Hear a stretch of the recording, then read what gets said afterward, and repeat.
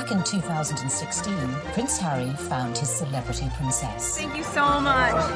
When Harry met Meghan, a fairy tale romance blossomed. I was beautifully surprised when I walked into that room and saw her, and there she was sitting there. I was like, okay, well, I really have to up my game. They were engaged after a year, and the most spectacular of royal weddings followed. The wedding was phenomenal. It was a royal wedding, but it was on a completely different level. But then it all went horribly wrong. I thought that she could, not would, but that she could be trouble. From matrimony to misery. My British friend said to me, I'm sure he's great, but you shouldn't do it because the British tabloids will destroy your life. So how did Meghan Markle lose her sparkle? Bit of breaking news tonight. The Duke and Duchess of Sussex have announced that they are carving out what they call a new role for themselves. And how did she go from media darling to public enemy #1? The scrutiny has proved too much and palace life too stifling.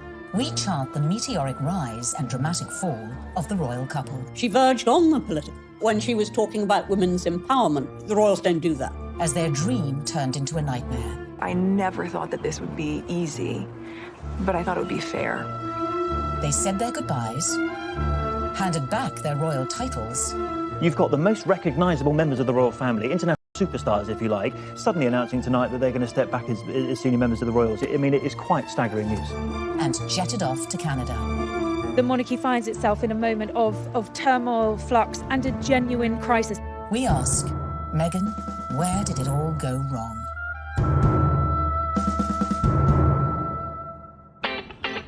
In her dating years, Meghan was said to be an avid reader of 90s book The Rules, a self-help dating guide read by millions worldwide. But the rules ain't got nothing on the Meghan Markle handbook. Beginning, of course, with step 1, be born into showbiz. To bag your Prince Charming, it always helps to start off in life with celebrity connections. And with Mum Doria and Dad Tom working in the entertainment industry, Meghan was all set. Meghan has a true showbiz upbringing. Her parents actually met on the set of General Hospital. Her dad was working on the lighting, her mom was temping there. It was the late 70s when my parents met. My dad was a lighting director for a soap opera, and my mom was a temp at the studio. I like to think he was drawn to her sweet eyes and her afro, plus their shared love of antiques. Whatever it was, they married and had me. They moved into a house in the Valley in LA to a neighbor. Nice, huh? You like these ponytails?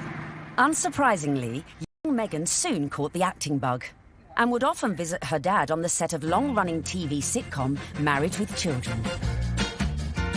Meghan had very much a showbiz upbringing. She would have been on set occasionally. She would have met famous actors and actresses probably from a young age, and understood that they were just people, and understood that there is a work that goes on behind the camera, because that's what her dad did.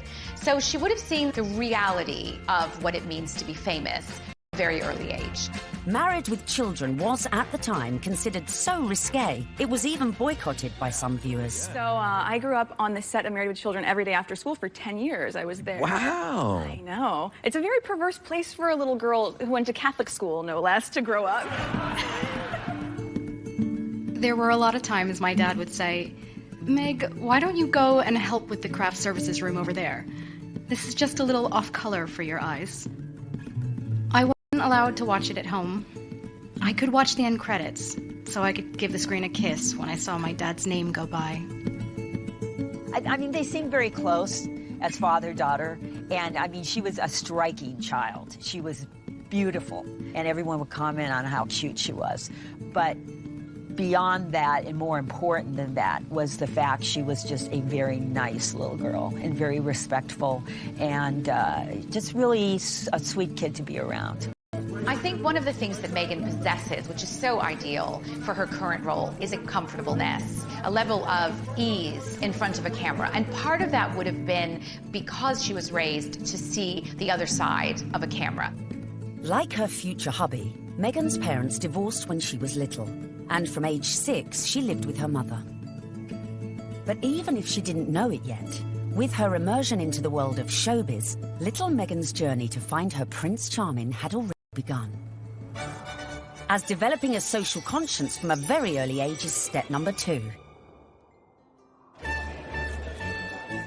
We all know royals love a good charity fundraiser and supporting important causes. So, to increase your chances of royal romance, get involved with a good cause from an early age.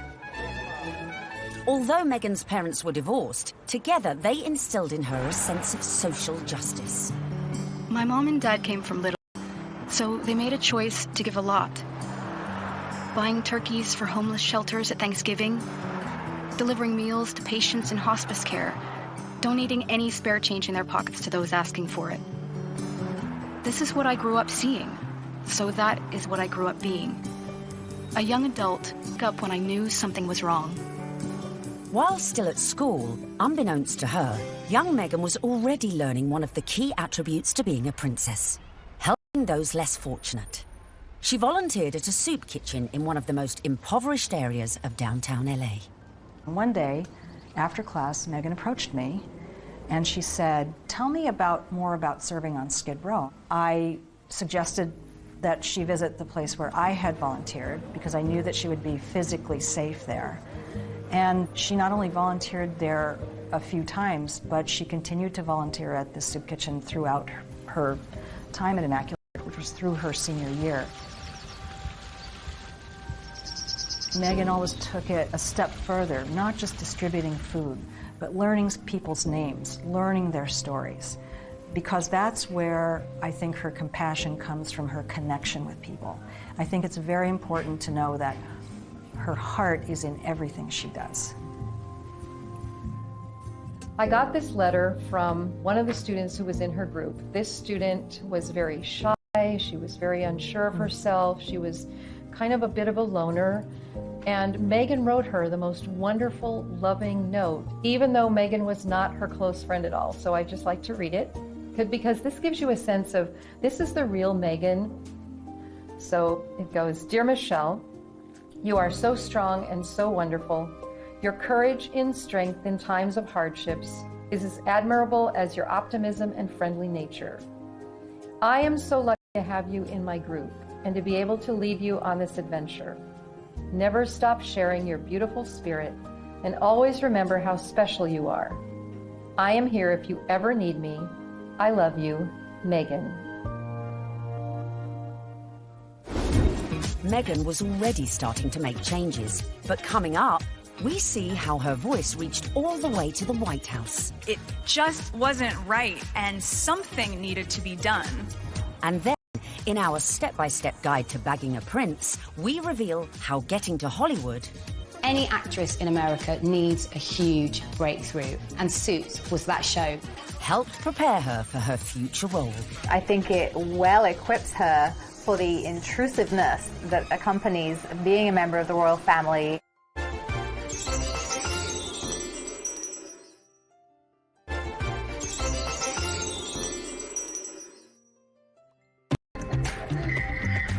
While still at school, Meghan had developed a strong social conscience. And as she grew, so too did her passion for change.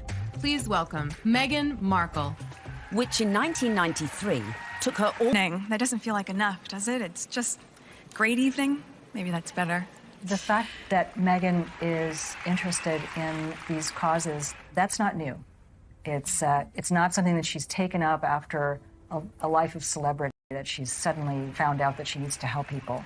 It really started from the very beginning, when she was just a little girl. So Meghan's first foray into activism came when she was 11 years old, and she and some classmates were watching commercials and analysing them for their social studies class. The gloves are coming off. Women are fighting greasy pots and pans with Ivory Clear. The tagline said, "Women all over America are fighting greasy pots and pans." 2 boys from my class said, "Yeah, that's where women belong, in the kitchen." I remember feeling shocked and angry, and also just feeling so hurt. It just wasn't right, and something needed to be done. My name's Meghan Markle. I'm 12 years old. Last week at my school, we decided to watch the news for social studies. While flipping through the channels, we saw a commercial for the new Ivory clear dishwashing liquid. In the commercial, they said women are battling grease, meaning only women do dishes. This infuriated Meghan, and she went home, talked to her dad about it. Her dad encouraged her to write letters to various people. Meghan wrote to Procter & Gamble, the company who made the advert, to then First Lady Hillary Clinton, and to children's current affairs show Nick News, who sent a reporter to interview her. I don't think it's right for kids to grow up thinking these things, that just mom does everything. So I was wondering if you would be able to change your commercial to people all over America. Thank you, Meghan Markle. Incredibly, the 12-year-old's lobbying paid off. And it was roughly a month later when the soap manufacturer, Procter & Gamble, changed the commercial. The gloves are coming off. People are fighting greasy pots and pans with Ivory Clear. She had a sense that she could affect change, even though she was just one small person. She had a voice. If you see something that you don't like or are offended by on television or any other place, write letters and send them to the right people, and you can really make a difference for not just yourself, but lots of other people. Propelled into the limelight at such a tender age, as an adult, Meghan's passion to effect change would burn no less brightly and push her closer to the world of her prince-to-be, to her future beau's heart. Such as becoming global ambassador for international children's charity World Vision, promoting sanitation projects in remote villages. Meghan's visits to countries like Rwanda have focused on girls and women. All of these speak to her concern for female empowerment and really wanting to make a difference that way. You'll feel really good at the end of the day knowing that you've been a part of that. I gotta get these kids home. I'm gonna go take a picture with them. We all know that charity is a huge, huge thing for Prince Harry. He's been working with various charities for years, and it's something that's really close to his heart because of how important it was to his late mother, Diana. If you wanted to impress him, doing a lot of charity work would probably go down very well. But being charitable alone might not be enough to bag a prince. So bring on step number 3. Of course, one possible way to bring yourself closer to royalty is to become a celeb. Easy, right? Meghan was a natural-born performer after all. Long before I taught Meghan, I saw her in the school plays. And she was one of those girls, when she was on stage, you were drawn to watch her because she just had this charisma and this charm, and she was really good. We have a musical and a play every year, and she was certainly one of the many shining lights that we have here at Immaculate Heart. After leaving high school, Meghan's dramatic flair led her to enroll at the prestigious Northwestern University, where she studied theatre and international relations. International relations and basically showbiz. It is a perfect combination for someone who's going to be in the royal family. There's a lot of showbiz involved in the royal family, and you know, no one talks about it, but it is like being an actress. You have to be so excited to meet people, some of whom may even say something that's a bit insensitive or rude, and you have to still make small talk and still smile all the time. You get your picture taken. Meghan's preparation really couldn't have been better for this role. Prior to attending university, she auditioned for roles in music videos for artists such as Shakira. After the aftermath of the audition. This is the aftermath of the audition, and it went pretty well. We just had to dance crazily, and so I did, and it was tiring. We just all danced like wild women, and I was shaking my hair around, and so that's that. While at university, Meghan showed promise on stage, starring in a number of student movies. Back home in LA one Christmas, a friend introduced her to a manager who'd watched one of her films. He offered to find her work, in return for the success was not an easy one. A young actor, actress trying to break into the business, it is not easy. My parents had been so supportive, watching me audition, trying to make ends meet, taking all the odds and ends jobs to pay my bills. I was doing calligraphy, and I was a hostess at a restaurant, and all those things that actors do. There's so many people out here who want get into the entertainment industry. It's difficult. I had a beat-up Ford Explorer Sport that rattled like a steamboat engine in the morning. It was burning out. I had started to give up. It was tired and running on empty, going from audition to audition, just as I was. I mean, you really have to be very self-promoting, and you have to be willing to, knock on doors and be very motivated and have good self-esteem, because you get eaten alive out here. But Meghan remained determined to make it in Hollywood, despite the challenges along the way. I would drive to auditions and park at the back of the parking lot, far from the eyes of anyone who could see me unlocking the trunk and crawling into my car through its only feasible entry point. I would play it off, obviously, as though I was looking for something, reaching so deep for something that my car almost sucked me in to get it. Much like my experience in Hollywood, to be honest. Struggling, climbing hurdles, searching for something that I couldn't even see, and just reaching for it. By now, in her mid-20s, all Meghan had to show for her efforts were bit parts in TV soap operas, dramas, and the occasional movie. Fame was a distant dream. In 2006, she landed a job as a suitcase girl on the US version of quiz show Deal or No Deal, filming up to 7 shows a day. Meghan, open the case.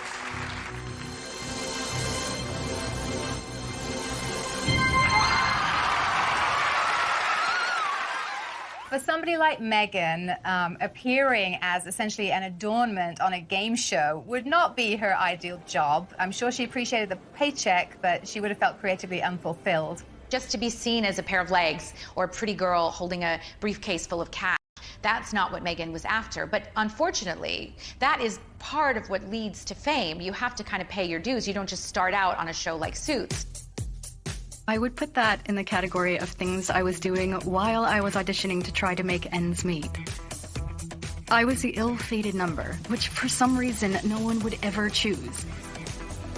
I would end up standing up there forever in these terribly uncomfortable and inexpensive 5-inch heels, just waiting. But they were limited. Her dad was a lighting director. He wasn't an executive producer. So Meghan had to pay her dues like a lot of other young, beautiful actresses today. Along with the fierce competition facing any young actress trying to break Hollywood, Meghan had a further challenge: her mixed-race heritage. It took quite a few years for Meghan really to be comfortable with her identity. Hollywood didn't help with that, and it must have been very hurtful and very frustrating for her at times. It's not easy making it in Hollywood if you're not blonde and typically, the aesthetic look. And Meghan Markle was definitely struggling in her years trying to make it. I'm biracial. Most people can't tell what I'm mixed with, and so much of my life has felt like being a fly on the wall. And so some of the slurs that I've heard, or the really offensive jokes, or the names, it's just hit me in a really strong way. Being ethnically ambiguous, as I was pegged in the industry, meant I could audition for virtually any role. I wasn't black enough for the black roles, and I wasn't white enough for the white ones, leaving me somewhere in the middle as the ethnic chameleon who couldn't book a job. But Meghan's big break was closer than she thought. At one audition, a casting director advised Meghan to go for a more natural look. This would change her outlook forever. She stopped me in mid-scene and said so simply, "You need to know that you're enough." She saw all that self-doubt beaming through the self-tanner and excessive blush. You need to know that you're enough. Less makeup, more Meghan. And that moment for me was a wake-up call. Meghan had started dating film and TV producer Trevor Engelson in the early noughties, and in 2011, after 7 years together, they got married. Coming up, the moment Meghan found herself in social circles that led eventually to Prince Harry. This was her journey. It started there. And we find out what princes do on a first date. So she was sitting there, I was like, okay, well, I really have to up my game.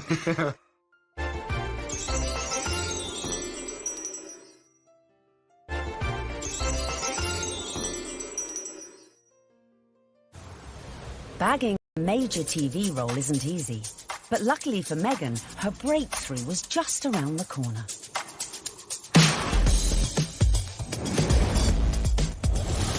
When she auditioned for a new legal drama series, it was just another day in the office. Or so she thought. Suits was set in New York, but filmed in Toronto. It was the 5th pilot I would have filmed. Would I have imagined that this show would not just change my career, but also change my life? Any actress in America needs a huge breakthrough. And what they want is to be on a massive show. And Suits was that show for Meghan Markle. Meghan won the role of Rachel Zane, an ambitious young lawyer. Hi, I'm Rachel Zane. I'll be giving you orientation. Wow, you're pretty. Good. You've hit on me. We can get it out of the way that I'm not interested. No, I'm sorry. I wasn't hitting on you. Trust me. I've given dozens of these, and without fail, whatever new hotshot it is thinks that because I'm just a paralegal, that I will somehow be blown away by his dazzling degree. Let me assure you, I won't. Meghan's character, Rachel Zane, was what we might call a grafter. She worked her way up, she had rich parents, but she didn't want to take any help from them. I guess there could be some crossover between Meghan's character, Rachel in Suits, and her normal everyday life. Her role within that, she's a strong, independent woman. Do you know what I mean? She commands respect, she commands authority. So when you look at Meghan in everyday life, she does that as well. You know, there is kind of some fluidity between those two roles there, for sure. Very strong, driven, independent women, but they really have a heart of gold. They're a bit of a soft touch. They'll help anybody. We know this of Meghan, and I think as the show went along, Meghan was able to incorporate more of herself into the character. The flip-flop culture is part of just who I am. I love my cutoffs and flip-flops and being as relaxed as can be, which is why it's so fun to dress up and play Rachel. Finally, after years of graft, she'd landed her big break. The show was a hit. The USA Cable Network commissioned a second series, and Meghan moved full-time to Canada to be near the studio. Meghan's move to Toronto was a big deal. She's very close with her mother, Doria, and she moved away from home and her friends in LA to go start a new life in Canada. So Meghan chose not to live in, like, the poshest area of Toronto. She chose Seton Village, which is more back, tree-lined, and people keep to themselves, and that's exactly what Meghan did. So much so that her neighbors didn't even know who she was. But not for long. The show soon became an international smash, catapulting Meghan to fame and to becoming a household name. I'd never watched Suits. I'd never heard of Meghan before. Well, nearly a household name. He had to say that. She was so sexy in it. He couldn't say, like, I've actually seen her, like, passionately kissing loads of guys. And I was like, yeah, I want to marry that. When she landed the role in Suits, Meghan became a legitimate, bona fide celebrity. This was the first time that, you know, she would have had her name called out on a red carpet. This was the first time she would have been tapped. So this was a big adjustment for her, and it all happened away from home. But being away from home wasn't without problems. For two, the problem with the marriage was the distance. And no sooner were they married than she got the gig on Suits, and she was in Toronto and he was in LA. And the relationship just didn't last. Meghan may have been unlucky in love, but her star was on the rise. And with stardom came power. Before filming season 4 of Suits, Meghan complained to the program makers. She once said that every script seems to begin with, Rachel enters wearing a towel. And at some point, she put her foot down and was like, no, I'm not doing that. She doesn't need to be that. And the character evolved. I didn't think you'd be so naive. Excuse me? Your job wasn't to talk to Mr. Bailey once, and after being moved by his tale of woe, tell me to jump him to the top of the pile. It was to assess his case and present evidence. And it's exactly what I'm doing here. I just left 2 boxes of textbook prosecutorial misconduct with your secretary. You found all of that since yesterday? Yes, because while I may only be a second-year law student, I have been a practicing paralegal for the past 8 years. Looks like I have some reading to do. I'm sorry for interrupting your day. Good afternoon, Miss Zane. Meghan's global exposure as Rachel Zane was perfect prep for another future role. I think it well equips her for the intrusiveness that accompanies being a member of the royal family and being followed at every turn, because she was very used to, you know, sort of putting her own life in the spotlight.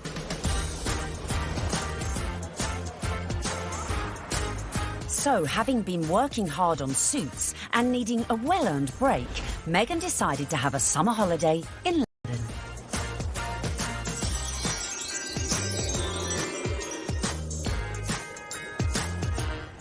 The summer of 2016, which turned out to be a very important summer for Meghan, was actually initially a bit of a getaway, a bit of a girls' holiday, a romp around Europe, a celebration of the fact that she was newly single, and she decided that she'd come on a road trip. When she came to London, Meghan had a couple of girlfriends over here. Misha Nunu had opened up quite an elite circle of friends to Meghan. Among them was Violet von Westenholz, who was working for Ralph Lauren at the time as a PR, and had the opportunity to dress Meghan Markle in some outfits when she was doing some promotional work for Suits. And while they were dressing Meghan, she and Violet established quite a nice rapport, so much so that Meghan was invited into the VIP hospitality tent at Wimbledon that summer to watch her good friend Serena Williams play a game of tennis. Obviously, you go to Wimbledon and you hang out in the VVIP area. She was sitting in the royal box, pretty much. She was just close by. All the pictures have shown she's like an arm's throw away from Pippa Middleton. Is rumoured to have suggested Meghan might like her friend Harry. That's Prince Harry to you, who also just happened to be single. Amazingly, for a royal romance, it started on Instagram.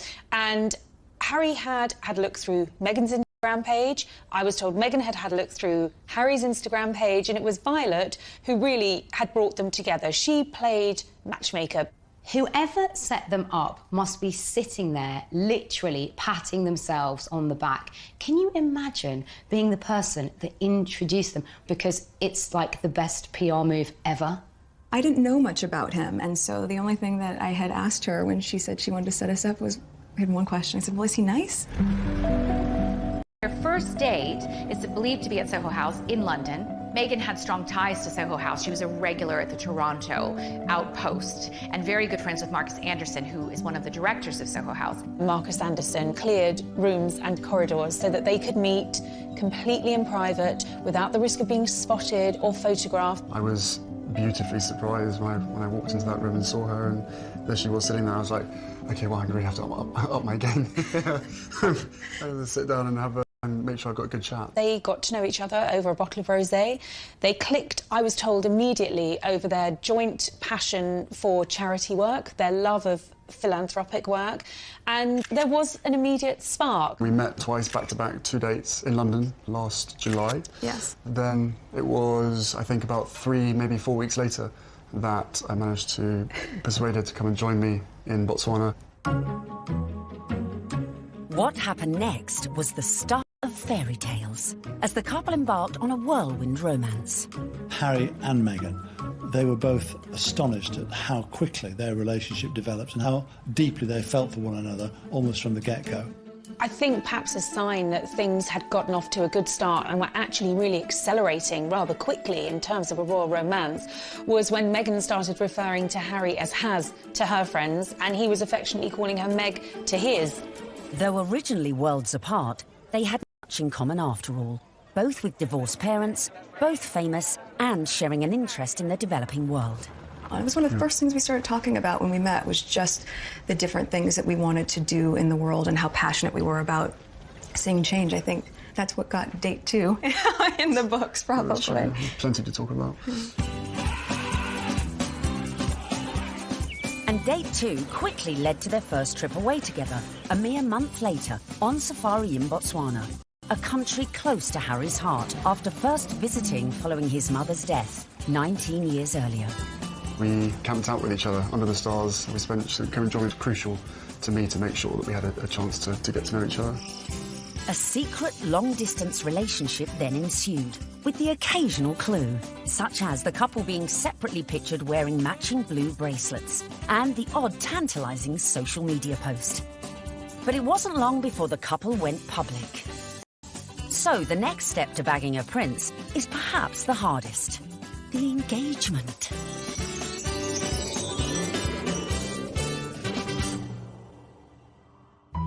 So, Has and Meg were love's young dream. But there was one little problem. Of course, they had the issue of living in separate countries. Harry based in London, living at Kensington Palace, and Meghan being in Toronto, where she was filming Suits. So, from the early stages, they knew that this relationship, if it was going to take off, was going to have its challenges.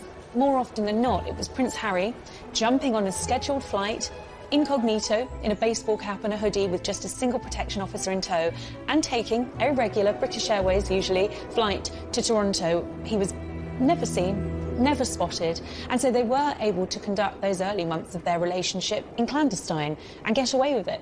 They did have this pact to see each other. That's why the long-distance relationship worked. And the other agreement they had was that they would tell as few people as possible. For Meghan, that pretty much stopped at her parents and 2 of her best friends. For Harry, he confided in his father, his brother, and 2 of his best friends. And by doing that, they really kept it in a very tight inner circle. Astonishingly, the couple managed to keep things on the down low for 3 months, until late October, when the cat, or should that be corgi, was out of the bag, after an anonymous source leaked the story to the press. Well, I can't say much about how the story came about, apart from the information that he was seeing Meghan came to light. And what was interesting in that circumstance, covering a story like that, is normally a name might be mentioned linked to Prince Harry and you wouldn't know who they were, and you'd have to try and research them, and you might not find very much online because they're a private individual. Of course, in Meghan's case, there was reams and reams of information about this American actress with illustrious history, not only of starring in shows like Suits, but also with this huge charitable side to her. The fact that she had been involved with the UN and everything became apparent. So really, you have a one-fact story like that and it breaks, and the rest of Fleet Street is then playing catch-up. And it was then after the story broke that you found descending on Meghan's house, chasing after anyone that ever knew her, chasing after family members. I think both of us were totally surprised by the reaction after the first 5-6 months that we had to ourselves. Now everyone knew about their relationship, but would everyone approve? Especially Harry's inner circle of trusted friends. But they also welcomed her, and by the March of 2017, Meghan was invited to his best friend's wedding. Harry flew Meghan out to Montego Bay for the wedding of old Etonian pal Tom Inskip. She was made to feel very at home, the friends were very welcoming, and she started to actually forge friendships with these people on her own. And that's really lovely that, you know, Prince Harry at the wedding of his pal, and his pals are saying, you guys could be next down the aisle. I mean, what's better than that? They could obviously see that this is genuine. This is a real thing. Well, one of the things I was told by someone at that wedding in Jamaica was that they'd never seen Prince Harry look so happy. And in fact, at the wedding reception, there were jokes of, you two will be next. And actually, those were accurate predictions, because they were.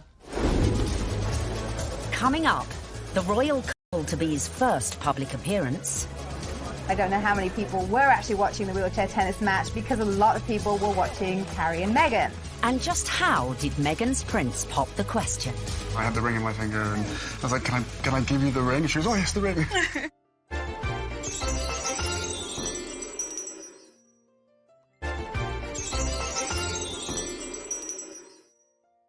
Extraordinary, with no attempts to hide away as they watched the wheelchair tennis at the Invictus Games. It was open to the public. Anybody could go and watch the wheelchair tennis match. Although it has to be said, I don't know how many people were actually watching the wheelchair tennis match, because a lot of people were watching Harry and Meghan. They were very touchy-feely, they were laughing together, staring into each other's eyes, whispering sweet nothings into each other's ears. It was everything that their adoring fans had wanted. I remember when I first heard that Harry and Meghan going out, it kind of almost came from nowhere. Do you know what I mean? That the whole process was very, very quick, it seemed, in comparison to kind of conventional relationships. But, I mean, come on, this isn't, you know, a normal relationship by anyone's standards. It's, you know, a prince, you know, and a Hollywood actress. Harry and Meghan were now well and truly in the public spotlight. But after 16 months of dating, Meghan got her private moment. While staying with Harry at night, popped the question, and Meghan said yes. This afternoon, Prince Harry and Meghan Markle stepped hand in hand into the sunken garden at Kensington Palace. Step number 5 was done. The ring was on it. This was the news the world had been waiting for. Meghan mania ensued, only fueled by a picture-perfect photo call on the 27th of November 2017. Harry, when did you know she was the one? The very first time we met. What struck me most on the engagement day was how calm, considered, sophisticated Meghan was. so happy. Unlike other royal fiancés before her, Meghan had her Hollywood training to give her all the poise she needed and was quite at home in front of the cameras. You guys, thank you so much. I was reminded of the days when Prince Charles and Princess Diana came out on their engagement day and how awkward and inarticulate it all was. And I suppose in love. Of course. Whatever in love means. It didn't have the right feel to it. And even when Catherine and William became engaged, Catherine seemed very, very nervous. No, it's very important to me, and, I hope we'll, be able to have a happy family ourselves. Straight here, please! Not so Meghan. She was the one who seemed the least nervous of the lot. I think it's absolutely clear from their closeness, from their body chemistry, from the energy between them, that these two knew absolutely what it meant to be in love, and they were truly, madly, deeply in love. This engagement had the world's press queuing up to get the perfect front-page shot of their real-life American princess. And it came right at the end.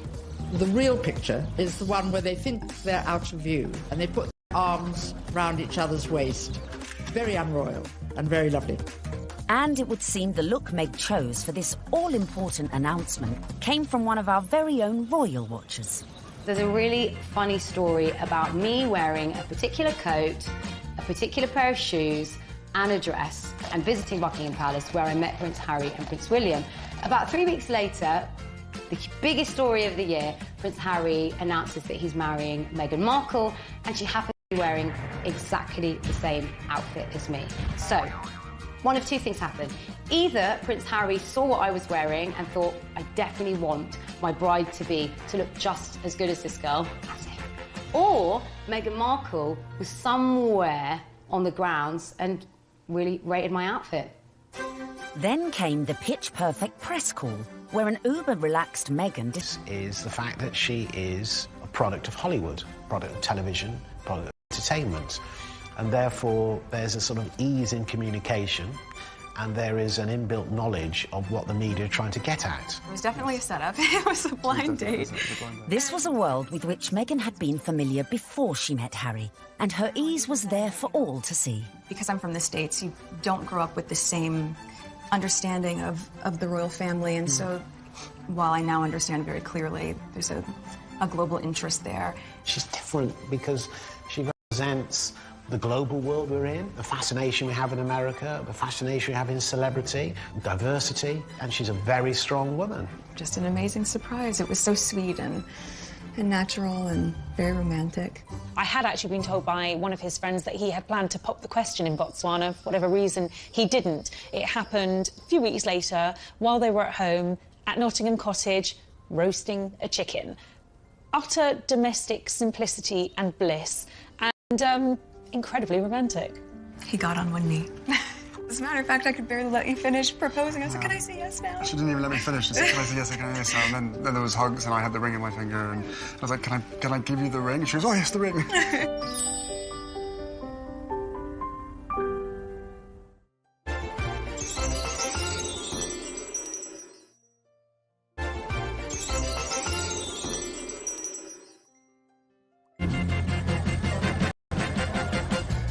Meghan and Harry were united in their passion for change.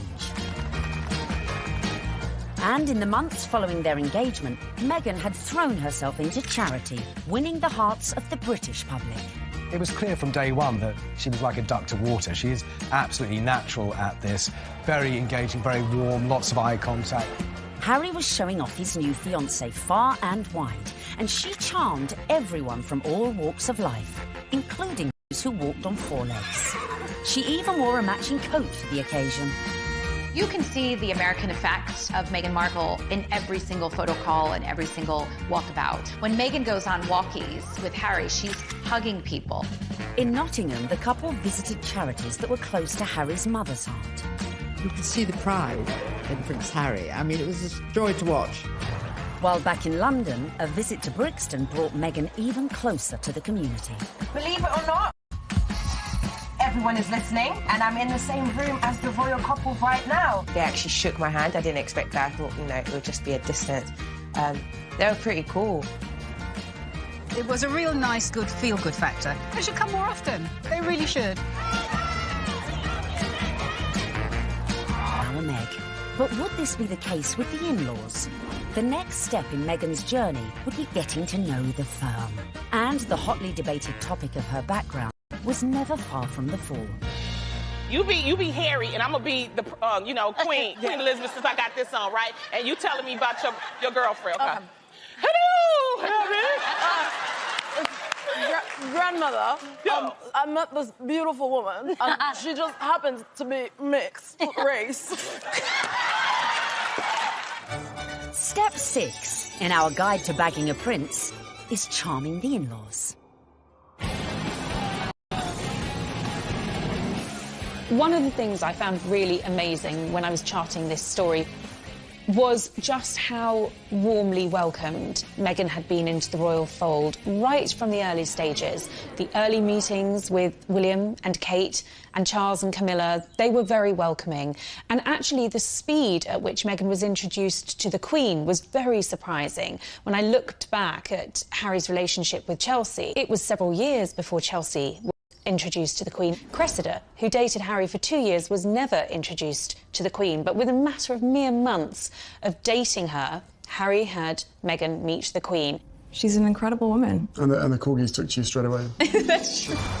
In fact, Queenie was so impressed that mere weeks after the couple's engagement, she took the unprecedented move of inviting Meghan to spend Christmas in Norfolk at Sandringham, giving Meg the opportunity for a serious charm offensive. It was a tremendous break with convention that the Queen invited Meghan, who was, after all, just a fiancée, to Sandringham, because normally it's just the wives and the husbands of members of the royal family who are allowed there. I was told that the Queen's feeling was this. She's preparing to give everything up for her grandson. Her career, her identity, her nationality, her home in Toronto, everything to be with Harry. And the Queen's feeling was the very least we can do is to make her feel welcome at Christmas. It does show that the Queen is walking in step with the change of the guard at Buckingham Palace. This would have been a far different Christmas to the one Meghan spent in LA the previous year, with the historic 20,000-acre estate playing host to all sorts of little family quirks that would prove a challenge to any outsider. Well, Meghan would have had to get her head around quite a few royal family traditions. They open their presents on Christmas Eve. The presents that they exchange aren't what you'd really expect for members of the royal family. They tend to share really jokey presents with one another. In America, things will come beautifully wrapped and be quite extravagant. And this is the other end, just cakes in, or an unusual thing to keep your corgis in. Meghan would have to embrace all these funny little customs, and clearly she did. After spending the night in her unfamiliar surroundings, the bride-in-training faced her public in that most royal of festive traditions. The post-service walkabout at St Mary Magdalene Church. Well, the Sandringham church photo is the timeline through history. You have a snapshot every year of those people closest to the throne. Now, often you're looking at a picture of a child who was barely able to walk, perhaps a year ago, and suddenly they come out of the church. That image will change. In a few years' time, you'll have those couples and their children will be going to church. And a few more years' time, and you may not have the older generation. This year, of course, was Meghan's year. The presence of the royal fiancé drew crowds that were even bigger than usual. The world's media was also out in force, but it was a member of the public who would snap the photo that cemented just how much Meghan was in with the younger royal crowd. Unfortunately for photographers on the ground, they just didn't quite seem to get a clear shot, and in the end it came down to a member of the public, a lady called Karen Anvil. It was like a Mexican wave of cheers, so you knew they were coming. The photographers at the other end, and they just happened to look over. And I took one photo, that's the thing. I took one photo and it was, yeah, the right one. When we saw that shot, it was an absolute no-brainer that it was going to be our cover shot because it was the only one that had captured that moment, the four of them together. And, you know, it symbolised quite a lot in terms of the royal family and where they're going in future. So, yeah, I mean, we were delighted to use it on the cover. And just like that, the Fab Four were born. Clearly, Meghan was well and truly fitting into the royal club. Just like the Queen, it seems the rest of the family were equally charmed by Harry's beau from across the pond. Another tick for Meghan. William was longing to meet her, and so was Catherine. And Catherine's been absolutely wonderful, amazing, as is William as well. You know, fantastic support. And then my father as well. We had a handful of teas and meetings, and my grandparents as well have been wonderful throughout this whole process. She found herself a true fan in the Duke of Edinburgh, and he was apparently hugely impressed with how well-read Meghan was.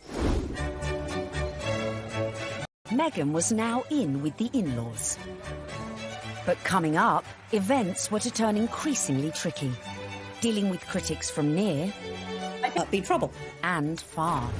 I think the very fact that Samantha wanted to do a book called The Diary of Princess Pushy's Sister implies that maybe she was not over fond of her younger half-sister.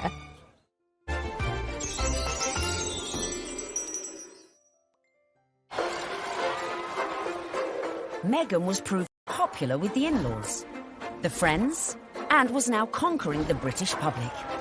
But what to do when you find out not everyone likes you?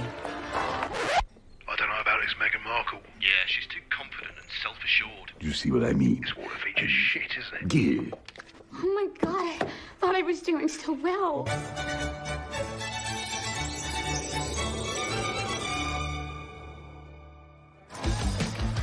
When the news that Prince Harry was dating an American actress first came out, I think that the reaction amongst the British public especially was equal parts excited and disapproving, because she's not British. From the very moment Harry and Meghan's relationship had broken in 2016, much of the press inevitably had gone raking through Meghan's past. They made it sound as though she had grown up in, like, the slums of LA, like, riddled with, like, gangsters and drugs. With some reports focusing on the breakup of her parents' marriage and relationship with her half-siblings. Time is 7 minutes Harry past. didn't help matters when he went on to guest edit BBC Radio 4's Today programme. It started well. Morning. Very good to see you. He got some of his mates on the show, like this guy. Okay.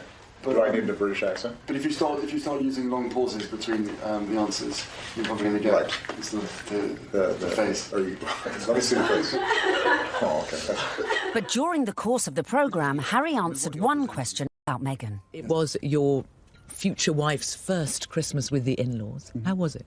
She really enjoyed it. The family loved having her there, and it's, you know, it's the family that I suppose she's never had. It's the family that I suppose she's never had. But Harry's comments did not go down well with one member of his future wife's family. Meghan's half-sister Samantha was very cross with what Harry said on the Today programme about the family not being close or a normal family. Samantha tweeted that that was really not the case, and she defended their family as a normal family, a close family, a loving family, and didn't understand what Harry was talking about. And that wasn't the last we'd hear of Samantha, who went on to threaten publication of a tell-all book called Diary of Princess Pushy's Sister. I think the very fact that Samantha wanted to do a book called The Diary of Princess Pushy's Sister implies that maybe she was not over fond of her younger half-sister and maybe is a little conflicted about Meghan's success. There's no bigger media vulture with this wedding than you, is there, Miss Markle? I mean, how you have the gall to come on here and talk about media? You've been trashing it for 2 years, you little vulture. I've made it clear in several interviews that you can't judge a book by its cover, and similarly, you can't judge a book by its title. Samantha also criticised Meghan's charity work. If you are interested in helping those less fortunate than yourself, it really should begin at home. Could all this bad publicity derail the wedding? And just how should Meghan respond to this particularly barbed attack? The temptation must have been huge for Meghan to have responded to the critics, who were, of course, her family members. She kept a dignified silence. I mean, you've got to feel for Meghan. What would you do if your family were being an absolute nightmare? It is seriously embarrassing. So she does what any of us would do. Hashtag ignore, ignore, ignore. But would Meghan be able to keep her composure in the face of her next critic. A certain ex-Tory MP, a die-hard royalist, who voiced her doubts about Meghan, not in private, but in the most public setting possible, the celebrity Big Brother house. OK, let's take a vote. I think she's trouble. How long do you think she's going to be? 5 years, 10 years, 20 years? Why do you think she's trouble, Anne? Background, attitude, I worry. She's older than him. She's been married before. Yes. I add it all up and I'm uneasy. But there we go. Quite frankly, I was shocked when Anne Widdecombe said that what she said. I mean, I've always thought that she was a sensible woman. She seems to be jumping to conclusions without looking at any evidence. The ex-minister's comments sent the Twitter sphere into meltdown. When I was on Big Brother, I was called every ick and every ist going. I was homophobic, xenophobic, racist, sexist, misogynist. Nothing I said could have been remotely construed as racist by any sensible observer. I mean, all I said was I thought that because of her background, and I was thinking of freewheeling Hollywood background, you know, former marriage, all the rest of it, that because of her background, I thought that she could, not would, but that she could be trouble. She had, I think, the older generation's view of this is an outsider, a foreigner, coming into a very British organisation, almost, you could say. How is that going to work? The thing that all of us have to do is adapt. We're in the here and now. Embrace. But one woman who was not prepared to embrace was Jo Marnie, girlfriend of then UKIP leader Henry Bolton, who sent a series of racist texts. Even then, Meghan kept quiet. The royals' mantra is often put up points, so actually her approach, maintaining that dignified silence, not justifying or even giving any credence to these claims, some of which were really quite unpleasant, well, it was a very royal approach to things. Look, Meghan is showing the makings of a true princess. You've got to have that decorum. You've got to, on some occasions, actually, you know, keep silent and pick your battles. Even more flack came Meghan's way when she took to the stage with her potential prince, his brother and Kate at the Royal Foundation in February 2018. People say, well, you're helping women find their voices. And I fundamentally disagree with that because women don't need to find a voice. They have a voice. They need to feel empowered to use it. And people need to be encouraged to listen. And I think there is no better time than to really continue to shine a light on women feeling empowered and people really helping to support them. She verged on the political when she was talking about women's empowerment, and it was all a bit Me Too-ish. The royals don't do that. And indeed, the day that the royals start engaging in political causes is the day you get a lot of controversy. There is a very good reason why the royals stay off politics, and it's to avoid precisely that. Not everyone shared Anne's view. It's refreshing because she isn't saying things that are incredibly controversial that we actually wouldn't stand by or back or believe in. These are really important points, important issues that she's raising, especially when she's touching on feminism. But was Meghan risking her relationship with the royals and the public? She's clever. She's using her voice in a good way, and she has actually been backed by the palace. But still the criticism came, and the palace had to release a statement defending her. Was this one step too far? This is the first time that we've heard anyone associated with the royal family talking about those campaigns. The Kensington Palace stressed it would have been impossible for Meghan to talk about issues surrounding female empowerment without talking about those campaigns. Well, I think that by touching on the Me Too campaign, Meghan probably knew that there was going to be some kickback, and indeed there was. But actually, she got far more people saying, this is great, this is what the royal family needs to be doing more of. Phew. Looked like Meghan had found just the right balance to please the palace, her people, and most importantly, her prince. So, next step in our guide, embrace your prince's religion. She signed up to the Church of England, of which the Queen is supreme governor. And exactly 100 days after her engagement announcement, Meghan was baptised in the chapel of St James's Palace by the Archbishop of Canterbury. It was very special. It was beautiful. Though she had attended a Catholic school in LA, Meg had a Protestant background. Her father member of the Episcopal Church of the United States. It would not have been an enormous step, to get baptised, but it was a big step in a way. But I think out of deference to the Queen and to her very strong faith, it sort of tidied things up, and it augurs well for the future because she will have to attend many, services in Church of England cathedrals. Coming up, Meghan's headed ever nearer to that chapel of love, but the journey would become increasingly problematic. With a guest list to organise... Have you got an invite to the royal wedding? Have I? Yeah. Not that I know. And dramas coming thick and fast from her very own family. All of a sudden, his health isn't good, and he can't come to the wedding. Dun, dun, dun!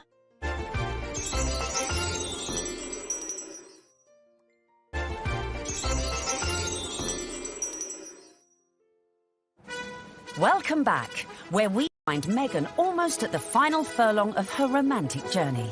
But managing your wedding carefully was not to prove so easy for our Meg. First hurdle, the date. The wedding of Prince Harry to Meghan Markle. The date, the 19th of May, 2018. Recent royal weddings had all been held on weekdays, but not this one.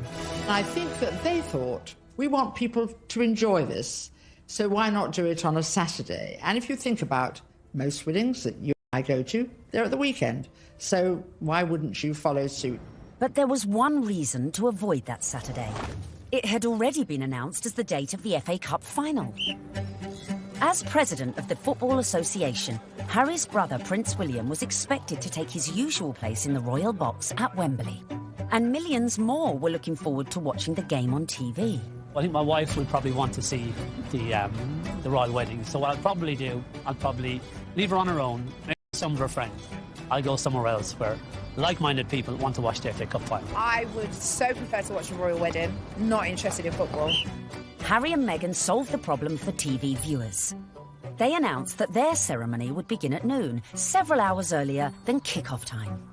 But Wills decided to avoid the fixture clash altogether, scrapping his Wembley appointment to concentrate fully on his little brother's wedding.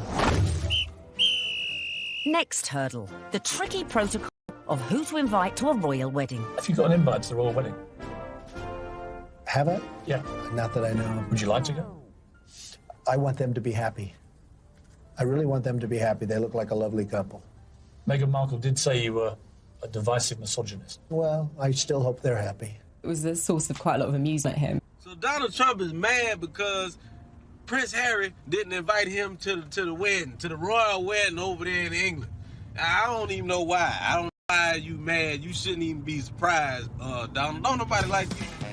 The apparent decision to snub the US president may have been a source of jokes for comedians. But according to some sections of the media, it was also a potential embarrassment for the Queen. Could this dash all Meghan's good work? Especially in light of reports that the couple had invited Trump's predecessor, Barack Obama, a friend to them both. But as Harry and Meghan's wedding was a non-state event, that meant the couple could pretty much invite whoever they wanted. This is not a state occasion, this wedding. He can invite his friends and Meghan's friends. He doesn't have to invite Trump. It's as simple as that. So the date was set, the invites were out, the corgis were brushed, and all was looking rosy for the big day, and for Meghan to finally become Mrs. Prince Harry. Until... That week lead up to the wedding was like watching an episode of EastEnders. It was an extraordinary week, completely overshadowed by the debacle over Mr. Markle. We were told that Thomas Markle would be walking his daughter down the aisle. In fact, a story that broke the weekend before in the Mail on Sunday undid all of that. Thomas Markle was revealed to have been staging fake pictures for the press to bolster his image pre-wedding for the reported sum of $100,000. First of all, the pictures are leaked. Her dad is posing for pictures with paparazzi. Such was the embarrassment Mr. Markle felt he'd caused to his daughter that at the 11th hour he pulled out of the wedding.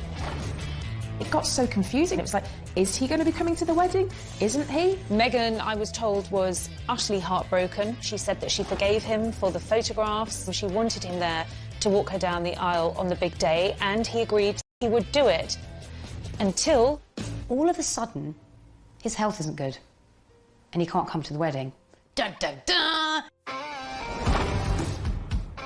Thomas Markle said he felt that the heart attack had probably been brought about by his son writing an open letter in one of the tabloids, basically telling Harry that it wasn't too late to get out of this wedding and that his sister was nothing but trouble. The whole of the country was talking about this. What is going to happen? And then finally, we had a statement. It was a roller coaster of emotions, in fact, prompted Meghan to issue her very first solo public statement. And very tellingly, that statement began with the word sadly. Must have been really difficult, because in the end, you know, it was announced that her father, without an invitation. Former sister-in-law Tracy Dooley, that's ex-wife of the half-brother who just trashed Meghan in a letter, jetted into Heathrow with sons Tyler and Thomas, plus a shed-load of baggage, in every sense. There's more likelihood that I would have got an invite. They turn up, got all the suitcases, you see them having their pictures taken in the airport. You're thinking, what is going on here? Because apparently they either think they're going to get a last-minute, you know, somebody cancelled, you can come to the wedding now, or they're just going to make money off the British media and do loads of interviews. It's all about the... Be a pretty exclusive event. Right. So, I mean, if they feel like they would like to invite us, we'd be honored, and if not, we're going to be cheering her on and... Totally supporting her no matter what. And then on top of all of this, Meghan has to find out that her nephew Tyler is growing cannabis and has even called his special batch the Markle Sparkle. I mean, it was just disastrous from start to finish. And I think actually everyone, not just Meghan, was pleased when they packed their bags and went right back to where they came from. Cue an epic sigh of relief at the palace. Despite all these problems, the wedding stayed on track. Which brings us nicely to step 11.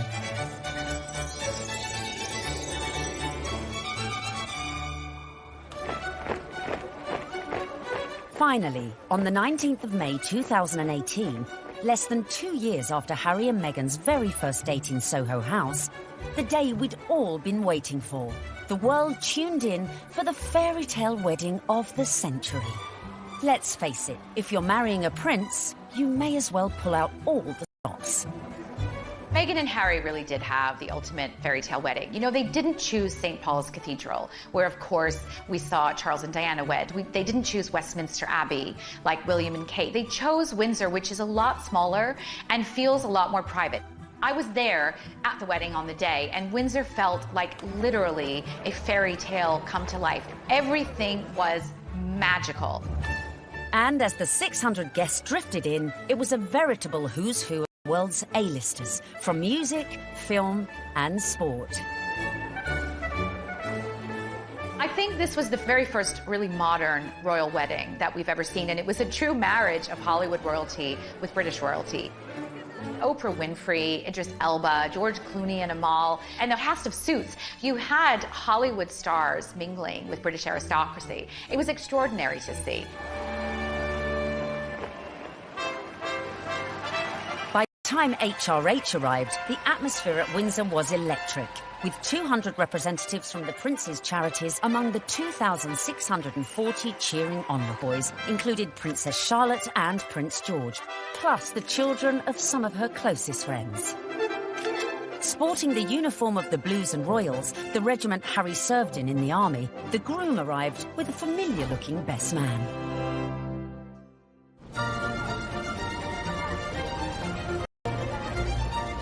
Right on cue, Meghan arrived with Mum Doria in the Queen's Rolls-Royce Phantom 4.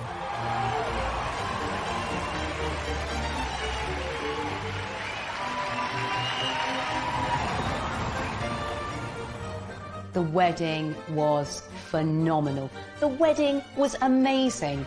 I mean, we all wanted to see what she was wearing. And we weren't disappointed when Meghan stepped out in a Givenchy dress with a veil featuring flora and fauna from 53 Commonwealth countries. Topped off with her something borrowed from the Queen, Queen Mary's diamond bandeau tiara.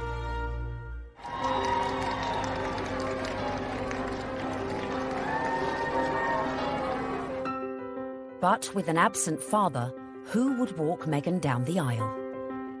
Prince Charles, rising to the occasion, Prince Charles walks her down the aisle. It's amazing. Hashtag the power of love. Hashtag love survives. When you saw it on the day, it felt like the right thing to do. It was a wonderful way of Charles saying, welcome to the family, and actually of Meghan showing the world just how close she already is to her father-in-law. Meghan had successfully won over her in-laws, and here it was on display for all the world to see.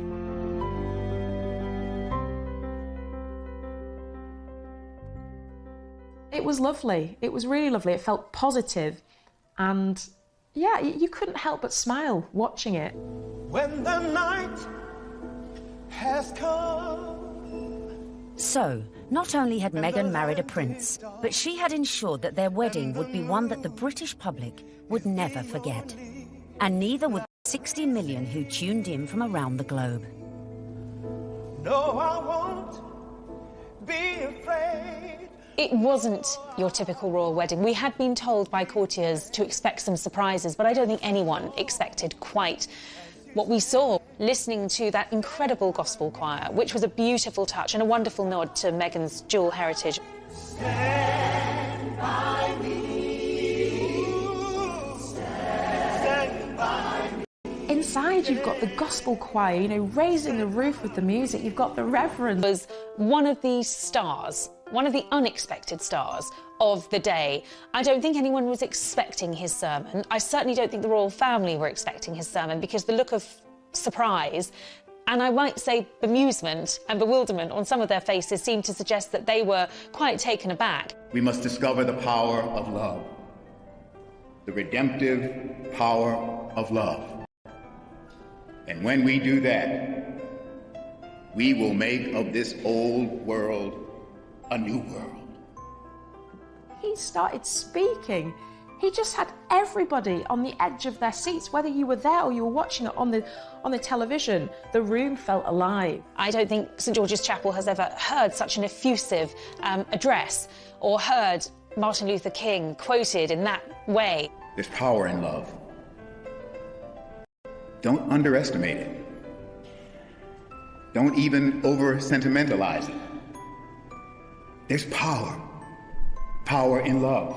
You know, there is power in love, and if we hadn't heard it once, it was drilled into us, so we knew that by the end of his sermon. Well, there's power in love. Her family weren't there. It was just her mother. But her story, her African-American heritage, that was all beautifully reflected in the ceremony and in the day itself.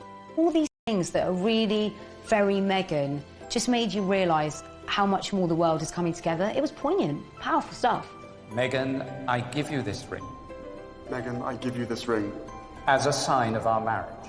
As a sign of our marriage. By the joining of hands, and by the giving and receiving of rings. I therefore proclaim that they are husband and wife. She'd done it! She'd got the ring and she'd married her prince. Watching that wedding, you know, even if you're not a royalist and you're not a romantic, you really couldn't help but be taken in by it, because it was two people that actually seemed like they were really in love, which on any level is just so nice to see. The party was only just getting started. Serena Williams playing beer pong, I bet she aced it. Meghan had gone from actress to duchess. And our penultimate tip, really for those who've gone and bagged their prince, is celebrate with the best ever party. Immediately after the wedding, the couple had all 600 guests back to St George's Hall for a wedding breakfast, which was hosted by Her Majesty the Queen. But the real golden ticket to that event was the private evening party, which was hosted at Frogmore that evening by Prince Charles.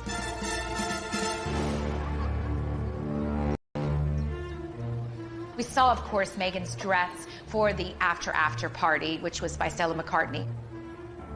She looked glamorous. Harry looked like James Bond walking out of the palace to get into their vintage Jaguar. This was a very modern, sexy, gorgeous couple.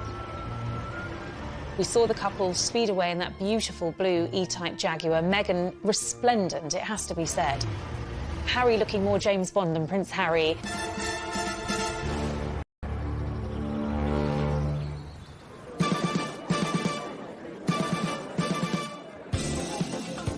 Anyone who was anyone was there, sipping on their When Harry Met Meghan ginger and rum cocktails. George and Amal, Serena Williams, James Corden and Idris Elba, who turned DJ for the night and span a few tunes. I was put forward to DJ. I really wanted to DJ. I would have done the best wedding set in the world. It must have been incredible. Everyone's probably a bit more relaxed, you know, a bit more loose, getting on the cocktails, having a chill. Everyone just wanted to know the juicy details of this VVIP party.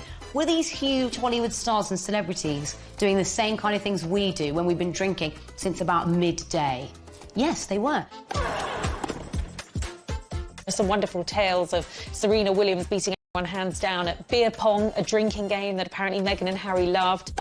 Serena Williams playing beer pong? I bet she aced it. Serena has since denied she played this game. Shame. But who knows, maybe when they throw their next party. George Clooney serving up cocktails and whisking Meghan and Kate around the dance floor. A dance-off instigated by James Corden between Princes William, Charles and Harry. Which we like to imagine looked like this.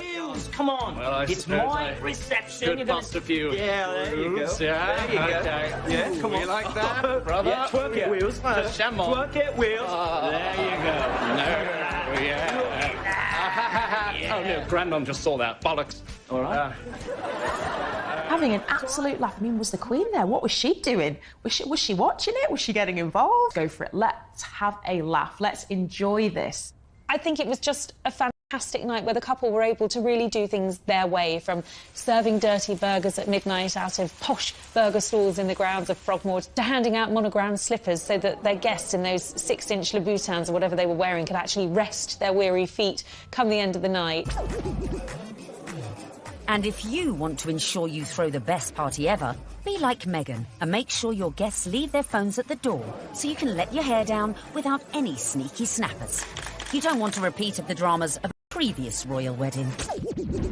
10 years earlier, the same venue had hosted the wedding reception of Harry's cousin, Peter Phillips, and his wife, Autumn Kelly, who provoked a scandal when, unbeknownst to most of the guests, they sold photos of the private bash to Hello magazine for £500,000. Generally, what happens in the private do's stays in the private do's. There are no cameras there, or none of our cameras are there. So what happened with Peter and Autumn's wedding is controversial and unusual. The junior royals host a wedding ceremony, which is where there's supposed to be the private situation, the most private the royals are ever in, inside their own home, for goodness sake. And they thought this was just photographers at a wedding and happily posed and grinned away. And then were quite amazed in a couple of weeks afterwards to see 59 pages of a Hello supplement dedicated entirely to things that they thought were private family shots. I think it went down like a lead balloon with many members of the royal family. Luckily, Harry and Meghan's wedding reception went off without a hitch, but with a bang. One of my favorite details about the whole thing is that Harry and Meghan snuck away at the after party. They went off to be together. And I think that speaks a lot about this couple. They are, above everything else, madly, genuinely in love with each other. Which leads us beautifully into the final step of our Bag of Prince guide. Live happily ever after. What will we see next? I think we will see them both just dive into work. I think there's a feeling about the two of them that they don't want to hang around. They want to get involved with their charities. She seems to be a woman with a mission, and I don't think it'll be long before we hear exactly where she's going to focus her energy.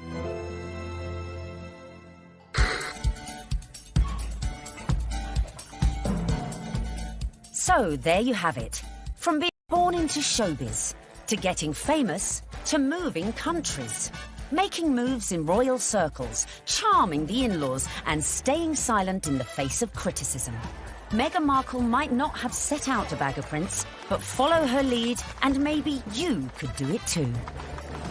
It was the ultimate American. Her journey from the leafy suburbs of LA to Toronto to Kensington Palace to St George's Chapel has been a monumental epic and frankly incredible story. It's so nice to meet you. She's a modern woman. This is how we all live, you know, from mixed race families, you know, interracial marriages, coming from different countries. That is what society is about now. The fact that she's unusual for the royal family, I think the fact that she comes from a different country, a different background, it's just a plus. She is very much a breath of fresh air. She's incredibly focused. She's incredibly driven. Women don't need to find a voice. They have a voice. They need to feel empowered to use it, and people need to be encouraged to listen. She's got the biggest platform, she's got huge ideas, and she is changing the game in a very cool way. And she makes Prince Harry happy, and so he now has that partner that he said he always wanted to share the load with. And in Meghan Markle, he found it. If this were a movie script, you would say that Meghan completes him.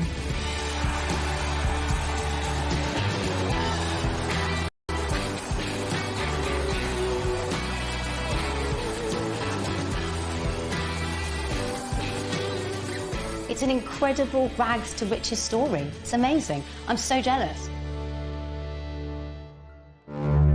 But no one's jealous now, because what started as a fairy tale soon became a nightmare.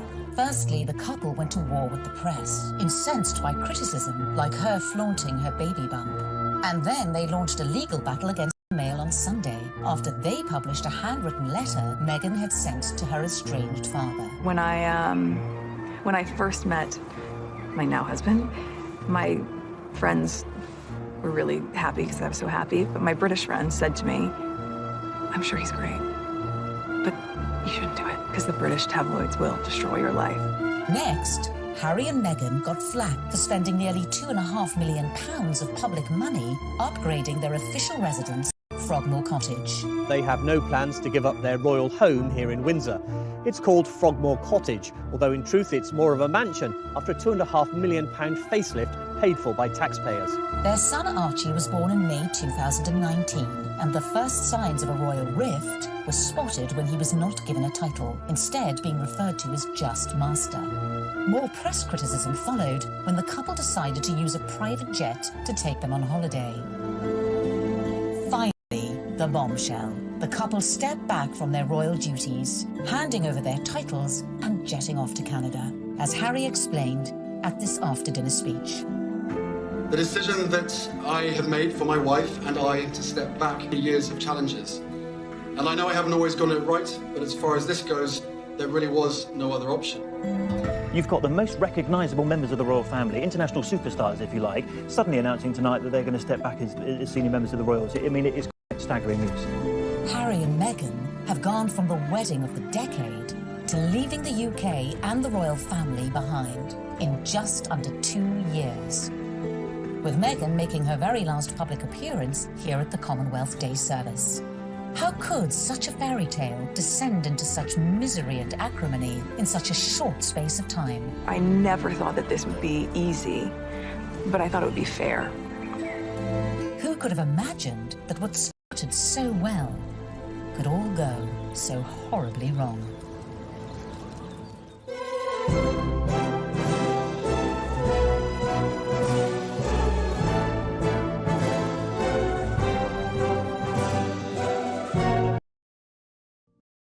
First time she would have been tapped. So this was a big adjustment for her, and it all happened away from home. But being away from home wasn't without problems. For two, the problem with the marriage was the distance. And no sooner were they married than she got the gig on Suits, and she was in Toronto and he was in LA, and the relationship just didn't last. Meghan may have been unlucky in love, but her star was on the rise. And with stardom came power. Before filming season 4 of Suits, Meghan complained to the programme makers. She once said that every script seems to begin with Rachel enters wearing a towel. And at some point, she put her foot down and was like, no, I'm not doing that. She doesn't need to be that. And the character evolved. I didn't think you'd be so naive. Excuse me? Your job wasn't to talk to Mr. Bailey once and, after being moved by his tale of woe, tell me to jump him to the top of the pile. It was to assess his case and present evidence. And it's exactly what I'm doing here. I just left 2 boxes of textbook prosecutorial misconduct with your secretary. You found all of that since yesterday? Yes, because while I may only be a second-year law student, I have been a practicing paralegal for the past 8 years. Looks like I have some reading to do. I'm sorry for interrupting your day. Good afternoon, Miss Zane. Meghan's global